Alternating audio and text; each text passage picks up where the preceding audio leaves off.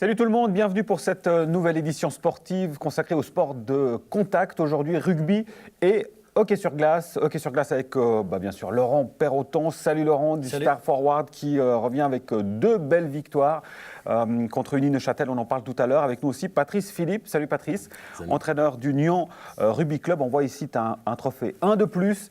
Le mérite sportif vaudois, on en parlera aussi dans quelques minutes. Et puis, retour au hockey sur glace avec le HC Nyon, avec Alessandro Dallago. Salut Alessandro. Bonjour. Tout nouveau joueur d'ailleurs du HC Nyon. Et on ne le présente plus, Daniel Blas, l'entraîneur. Salut Daniel. Je disais, Alessandro est un tout nouveau joueur. Tu m'as dit, il est arrivé au mois de septembre, presque sans surf à la main. Exactement, oui, totalement. J'ai reçu un coup de fil, ou d'abord un email via notre site. Il me dit, et après un coup de fil sympathique avec son bel accent italien, en me disant, j'arrive, j'ai mon surf depuis 5 ans, je n'ai pas touché la canne, mais j'aimerais bien rejouer. Je dis, il est venu à l'entraînement et il n'avait pas perdu la main.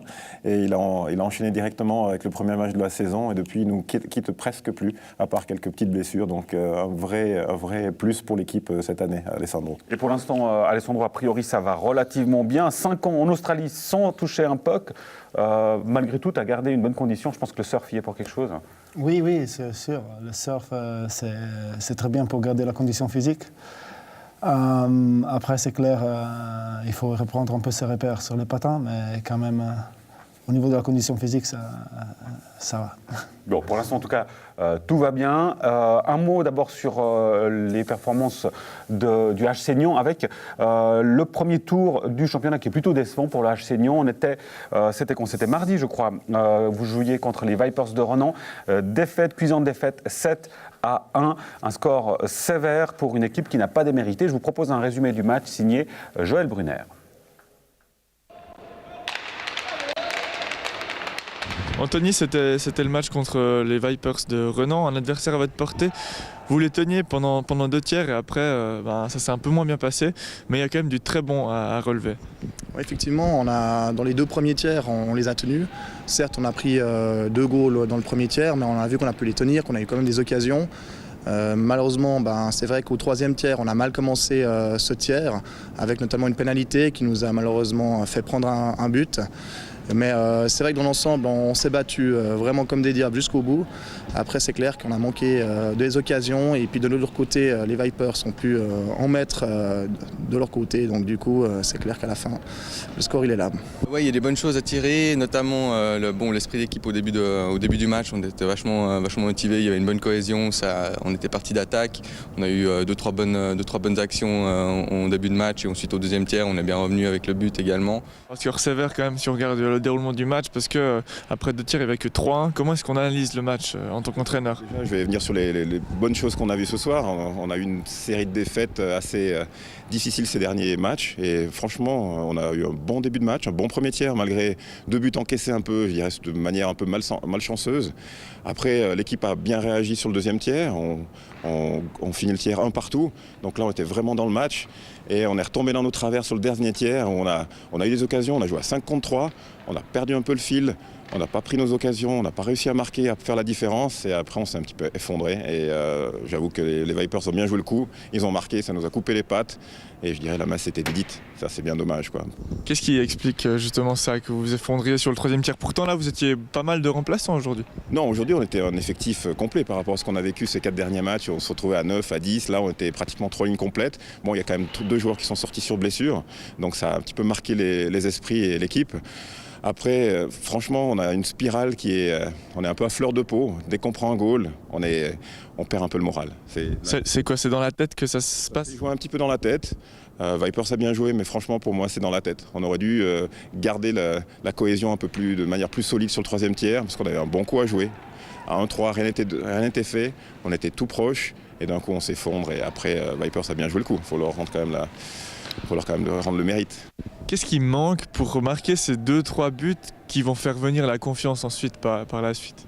Potentiellement des heures de glace, un petit peu plus une patinoire, parce qu'à Nyon on se trouve actuellement sans vraie patinoire. Après ouais, c'est clair, c'est se retrouver ensemble, retrouver les mêmes joueurs, les mêmes lignes et pouvoir ensuite faire des phases de jeu un peu correctes. Pour finir, on est à peu près à la mi-saison, si je ne me trompe pas. C'est quoi l'objectif pour la suite, le but ? faire des tiers comme on a fait au premier tiers et au deuxième tiers. Et si on peut en enchaîner 3 d'affilée et faire un bon match et rapporter 3 points de temps en temps, ça serait vraiment bien, quoi. Préserver la cohésion d'équipe, jouer à 15, c'est-à-dire que les blessés reviennent et qu'on se serre les coudes, franchement. Et qu'on prenne du plaisir sur la glace, on est là pour ça. On va quand même retenir justement ces 2 premiers tiers qui ont été bons, un message à faire passer à l'équipe. Qu'il ne faut rien lâcher, que les fêtes de Noël arrivent, on a encore quelques rencontres, mais il faut qu'on lâche, qu'on continue à s'entraîner aussi à l'extérieur pour qu'on soit bien physiquement, pour éviter les blessures. Et puis on va y arriver, ça c'est sûr.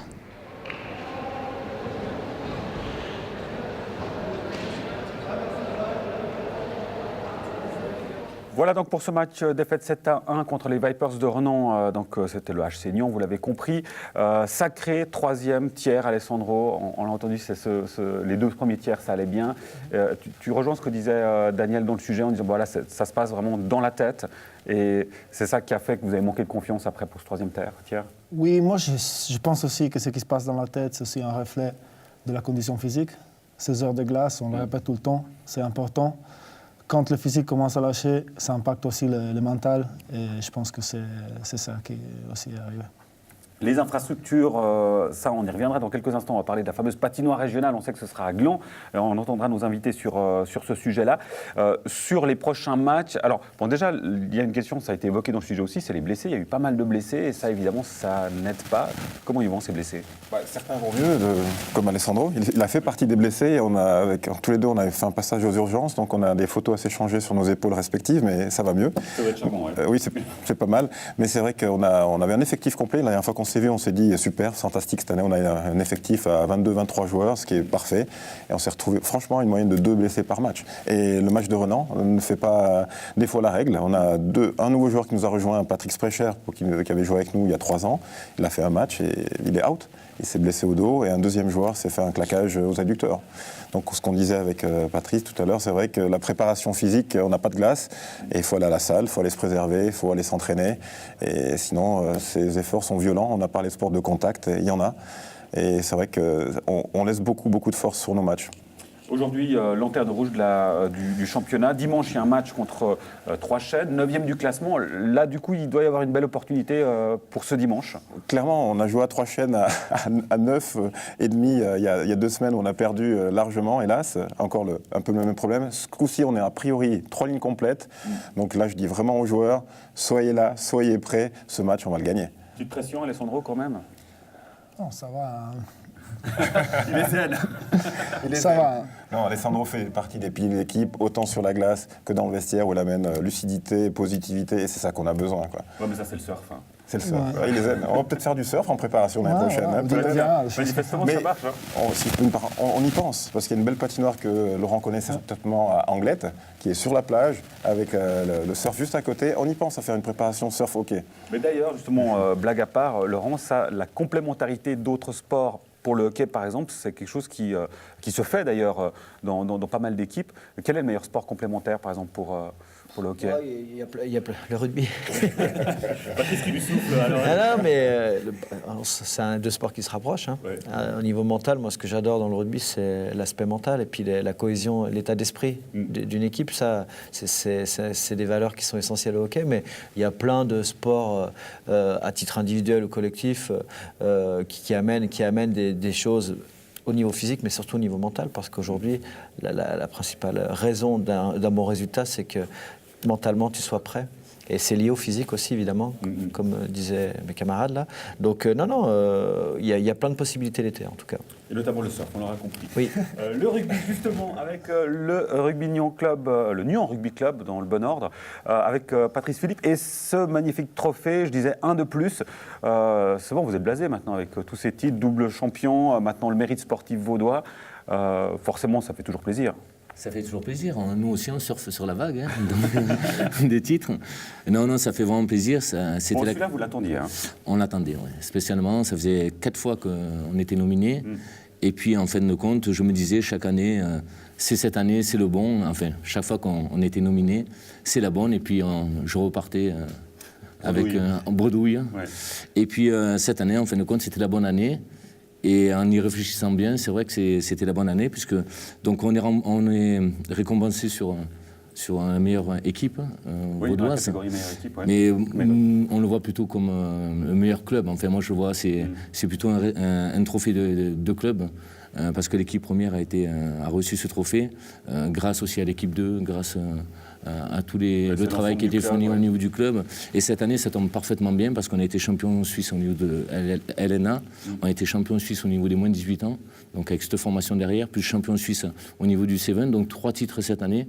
Donc c'est pour ça que je dis que c'était vraiment mérité cette année, qu'auparavant on avait eu un titre, mais jamais 2 ou 3, et notamment là au niveau des jeunes. Bon, et puis déjà félicitations pour ce trophée.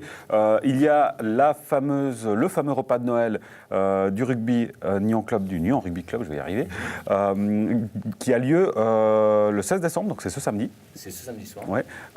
Et il y a quelque chose d'assez intéressant, c'est qu'il y a un événement avec des djembés qui est prévu. Est-ce que tu peux nous en dire un peu plus ? Je ne peux pas t'en dire plus parce que je ne suis pas du tout au courant. C'était une surprise, donc tu t'es complètement planté. Mais c'est pas vrai. Non, c'est pas vrai, non, c'était une surprise, ouais, donc vraiment... Non, ça, il rigole. Non, mais t'es sérieux, c'était une surprise ? Non, c'était pas une surprise. Mais les gars, franchement, il me met le doute. Mais par contre, je ne peux pas t'en parler parce que je ne suis pas du tout au courant de ce qui va se passer. D'accord, alors moi je peux dire les informations que j'ai, c'est 80 personnes qui vont jouer au djembé, donc des gens du club. Et j'imagine, alors je vais faire un peu le porte-parole du club, c'est un élément pour pouvoir amener la cohésion, bon, même si on n'a pas forcément besoin au Nyon Rugby Club. Donc 80 personnes qui vont pouvoir jouer au djembé justement durant cette soirée de Noël. Alors, est-ce que tu sais au moins s'il est encore possible de s'inscrire pour ce repas ? Bien sûr qu'il est encore possible. Nous avons jusqu'à 120 places, donc il nous reste encore une quarantaine de places. Donc les gens qui veulent venir nous rejoindre et passer une petite soirée agréable autour d'un verre, vous les hockeyeurs, même esprit, on aime bien se retrouver après les matchs, donc vous êtes les bienvenus. Et puis peut-être qu'on pourrait les dépanner sur des moments difficiles, comme là, au niveau effectif, et nous vice-versa. On pourrait être complémentaires, on ne sait jamais. C'est un nouveau partenariat. Double licence, pas dans la même fédération, enfin dans la même activité, c'est peut-être possible. Ouais, le message est lancé. On précise juste, c'est au restaurant Le Perton à Nyon, justement, ce samedi 16 décembre. Une soirée djembé qui n'aura pas lieu, donc, mais qui aura en fait quand même lieu, ce samedi 16 décembre. Un mot sur l'effectif, justement, Daniel. Alors, je disais, le prochain match pour HC Nyon, c'est dimanche, donc là, ça se présente bien. Oui. Par contre, petit souci pour mercredi, c'est contre Fleurier à Neuchâtel. Un déplacement périlleux. Déjà, c'est une bonne équipe. Et d'autre part, aussi, pour l'instant, l'effectif, on est court. Pour l'instant, on a 7-8 joueurs qui ont répondu présent, donc ça va être très dur. Je vais négocier avec Laurent, là, qui sourit. Il dit peut-être l'occasion de faire une pige chez nous, mais ça va être dur. Donc, on est en train de faire le tour un petit peu de ceux qui sont pris, qui ont du travail ou qui sont en réunion ou autre, de essayer de négocier et qu'on monte au moins à 10. Parce que ça sera le minimum syndical pour pouvoir faire le match et pas prendre une raclée, pour être clair. Bon, écoute, on en profite, on est autour de la table, Laurent est là. Laurent, le clin d'œil que te fait Daniel, ce serait pas mal de faire chauffer un de tes joueurs pour mercredi prochain. Un de mes joueurs, pourquoi pas. Laurent, moi, tu voulais Laurent ? Moi je veux Laurent, tu veux la cerise sur le gâteau. Je suis hors de forme, vraiment, c'est clair. Je suis vraiment... J'ai du mal à monter les escaliers jusqu'à ma voiture en ce moment. Donc, non, mais trêve de plaisanterie, il faut quand même, peu importe le niveau, il faut s'entraîner quand même. Tu peux pas arriver comme ça. Et peut-être que les blessures qui arrivent aussi, c'est des joueurs qui reviennent, qui sont en compétition. Quand on a besoin de toi, tu viens jouer, puis là tu te blesses. Donc c'est ça qui est vraiment délicat. Et peu importe le niveau, il faut prendre conscience que tu dois te préparer quand même à côté.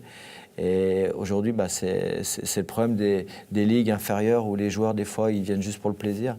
Mais le niveau, il monte chaque année. Et du coup, il y a des blessures. Quoi. Ça, tu constates aussi ce niveau. Le niveau, il a monté depuis ça fait quelques années que je suis à Nyon, et c'est vrai que ça a changé. Et puis ça s'est pas mal rejeuni, donc des dinosaures, il y en a de moins en moins. Quand tu regardes la feuille de match, tu dis c'est incroyable, quoi. C'est des gamins, ça patine fort. Et comme on l'a dit souvent, on est la seule équipe qui ne s'entraîne pas sur glace. Oui. Donc on voit la différence. Donc les garçons, entraînez-vous, faites du physique. Et soyez là mercredi à Fleurier. Merci. Voilà, le message est passé. Laurent, pour le Star Forward, c'est 2 belles victoires, 6-0 hier soir contre Neuchâtel et 4-2 contre la même équipe samedi. Après une série de 3 défaites, ça fait du bien ces 2 victoires. Ouais, on a une période difficile. Nous, dans notre ligue, c'est plus des aspects financiers, mais la plupart des équipes ont des partenariats avec des clubs de Ligue nationale. Nous, on a un contingent de 3 lignes. On a quelques jeunes qui viennent nous renforcer des juniors élites. Donc, on a utilisé 20 joueurs. La plupart des équipes sont entre 30 et 35 joueurs. Donc, on a eu une période où on a eu des suspendus, des blessés. Donc, évidemment que quand tu vas à 3 lignes contre une équipe qui joue 4 lignes et puis que tu as une ligne qui n'est pas là ce soir-là, tu ne peux pas jouer à 10 parce qu'autrement, tu en prends. Et puis, les victoires étaient vraiment justes, mais c'était un problème d'efficacité. On n'a pas marqué pendant 120 minutes. Mais notre plus grosse défaite, c'est 4-1. Contre le premier, Sion, c'est sur un tiers, on avait fait vraiment un mauvais premier tiers 3-0. Autrement, on a toujours perdu d'un goal. Donc là, on est vraiment, vraiment proche. La profonde différence des résultats actuels, c'est l'efficacité offensive. Ouais. On commence à remarquer. Puis, du coup, il y a le contingent qui est complet. Il y a un peu plus de concurrence avec des licences B. Donc, l'efficacité offensive, là, manifestement, sur le match d'hier soir. Ouais, c'était bien. C'était bien. On a été efficace en box-play. On n'a pas pris. On a marqué en box-play, on a marqué en power-play. Puis surtout, toutes les lignes commencent à mieux jouer, à rejouer comme il faut. Et on a eu 2 semaines de trous, on le savait. Mais on est 5e du championnat. Notre objectif, c'est d'être dans les 8 premiers. On est le plus petit budget de la Ligue. Mais la grande fierté de cette équipe, c'est qu'on travaille tout seul. Ouais. On n'a pas des clubs qui nous renforcent. Et puis, avec les autres, par rapport aux autres équipes, on est les seuls. Donc ça, quand on a un résultat, c'est l'équipe qui a le résultat. Voilà, puis on parlait du moral tout à l'heure. Là, 2 victoires de suite, avec quand même des jolis scores, surtout hier soir. Ouais. Ça donne une bonne dynamique. Surtout que tu le dis, vous étiez à peu de choses près de la victoire sur d'autres matchs. C'est ça, on a fait des gros résultats. On a gagné contre Sion, on a gagné contre les 4 premiers, on a gagné. Donc on est quand même surprenant. Là, on a eu un trou et puis les gens étaient un peu étonnés, qu'est-ce qui se passe, etc. Mais n'oublions pas qu'on est promu, n'oublions pas qu'on joue la 8e place. Et puis surtout, aujourd'hui, on a 33 points, il reste 11 matchs, il faut en gagner 6 pour être sûr d'être en play-off. Donc c'est à 51 points, tu es en play-off. Donc voilà, nous, match après match, tiers après tiers, et puis continuons à prendre du plaisir. Pour la première fois de la saison, on a eu la buvette ouverte hier, avec le pub qui est enfin ouvert. Donc les gens peuvent venir se réchauffer.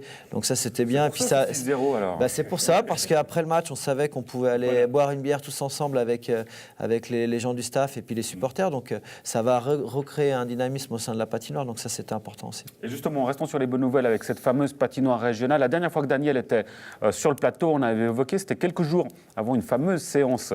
En fait, cette séance, c'est là où on a appris que Nyon et Gland s'étaient mis d'accord. Cette patinoire régionale se tiendra à Gland. Déjà, pour le club, pour le HC Nyon, ça fait des décennies que le HC Nyon cherchait à trouver une solution. Là, forcément, c'est le soulagement. C'est une nouvelle fantastique. Après, c'est comme un gros match. Là. C'est pas encore gagné. C'est vrai qu'il y a une vraie décision et puis un vrai consensus de la région, du district qui est fait. Disons que maintenant, on voit le chemin, il est tracé. C'est clair. Gland a pris le leadership avec le soutien de Nyon, avec le soutien de la région. Et maintenant, il faut suivre le cours du processus, je dirais, public, politique.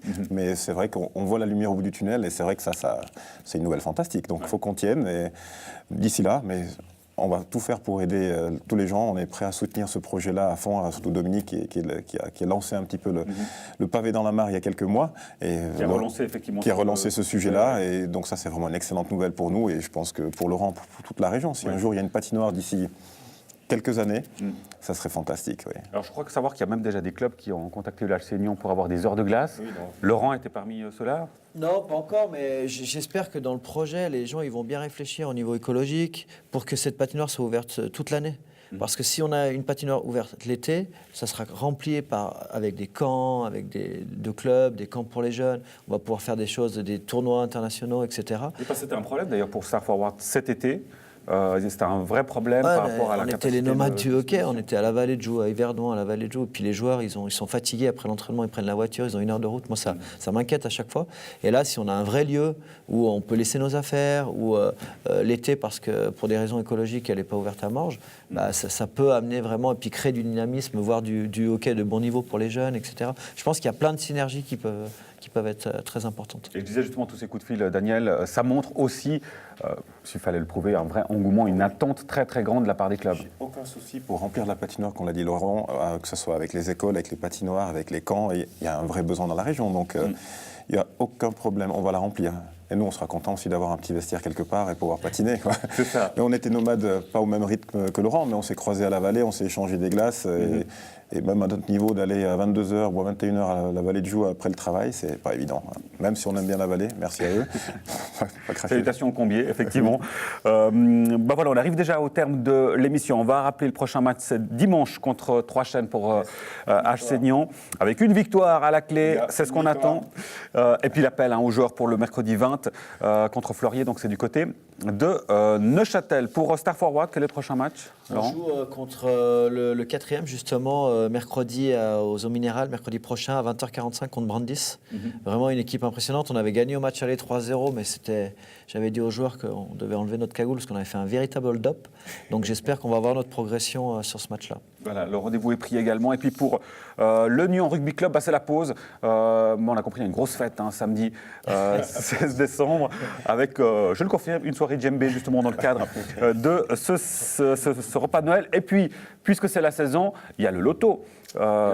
Du rugby, le loto, ouais.